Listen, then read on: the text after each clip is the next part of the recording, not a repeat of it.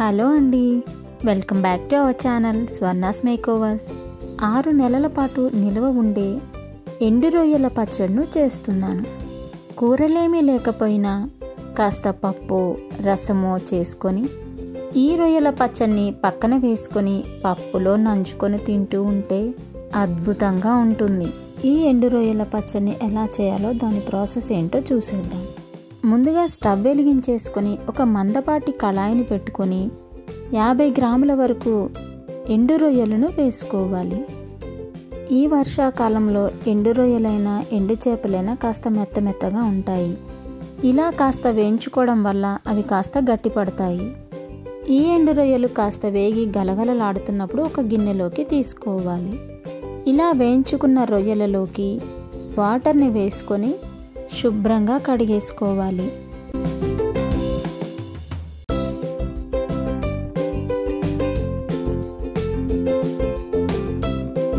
కడుగుతూ ఉంటే ఇలా వాటర్ చూడండి ఎంత మురిగ్గా వచ్చాయో. ఇలా వీటిని 2-3 సార్లు బాగా కడగాలి. ఇలా కడిగిన రొయ్యలని అలా పక్కనుంచేసుకొని స్టవ్ వెలిగించేసుకొని మరలా అదే కళాయిని పెట్టుకొని 2 గరిటెల వరకు ఆయిల్ని వేసుకోవాలి. నూనె కాస్త వేడెక్కిన తర్వాత మనం కడిగి పెట్టుకున్న రొయ్యలన్నింటినీ వేసుకొని వేయించుకోవాలి. ఇలా 3-4 నిమిషాలు గరిటెతో కలుపుతూ బాగా వేగిపోయి కలర్ చేంజ్ అయ్యి దోరగా వేగిపోయేంత వరకు వేయించుకోవాలి. చూడండి ఇలా ఎర్రగా వీడియోలో చూపిస్తున్నట్లు వేగిన తరువాత ఒక గిన్నెలోకి తీసేసుకోవాలి. ఇలా అన్నింటినీ తీసేసుకొని వేయించిన రొయ్యల్ని అలా పక్కనుంచేసుకోవాలి. ఇలా గిన్నెలోకి తీసుకున్న రొయ్యల్లోకి నేను పెద్ద స్పూన్తో 1.5 స్పూన్ వరకు కారంను వేశాను. మీరు తినగలిగే స్పైసీనెస్ని బట్టి కారంను ఎక్కువ కానీ తక్కువ కానీ చేసుకోవచ్చు.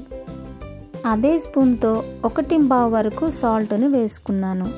నేను కల్లులుప్పుని మిక్సీ పట్టి వేసుకున్నాను. మీరు నార్మల్ సాల్ట్నైనా వేసుకోవచ్చు.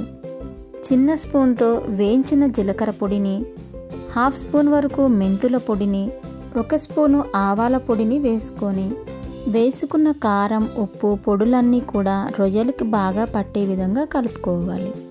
ఈ రొయ్యల పచ్చడి తాలింపు కోసం మరలా స్టవ్ వెలిగించేసుకొని రొయ్యలు వేయించి పెట్టుకున్న కళాయిలోనే ఇంకాస్త ఆయిల్ని వేసుకొని 1/2 స్పూన్ వరకు జీలకర్ర, 1/2 స్పూన్ వరకు ఆవాలను, 2-3 ఎండుమిర్చిని తుంచి వేసుకొని 10 నుండి 12 వరకు ఎల్లిపాయలను కచ్చాపచ్చాగా దంచి వేసుకొని వేయించుకోవాలి.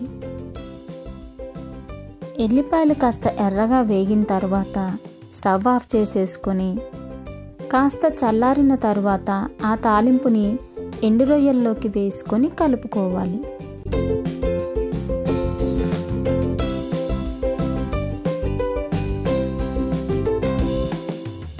వేసుకున్న తాలింపంతా బాగా కలిసిపోయిన తర్వాత 1 స్పూన్ వరకు నిమ్మరసాన్ని తీసుకొని వేసుకొని మరలా కలుపుకోవాలి.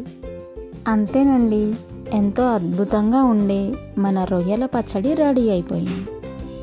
వర్కింగ్ ఉమెన్స్కి అయితే ఇది బాగా నచ్చుతుంది. ఒక్కసారి ఇలా చేసి పెట్టేసుకున్నారంటే కమ్మగా తినేయచ్చు. ఈ పచ్చడిని కొద్దిగా వేసుకుంటే చాలు అన్నమంతా కలిసిపోతుంది. అంత బాగుంది. మీకు నచ్చిందా? నచ్చితే ఒక లైక్ చేయండి. మరొక వీడియోతో మళ్ళీ కలుసుకుందాం. అంతవరకు బాయ్.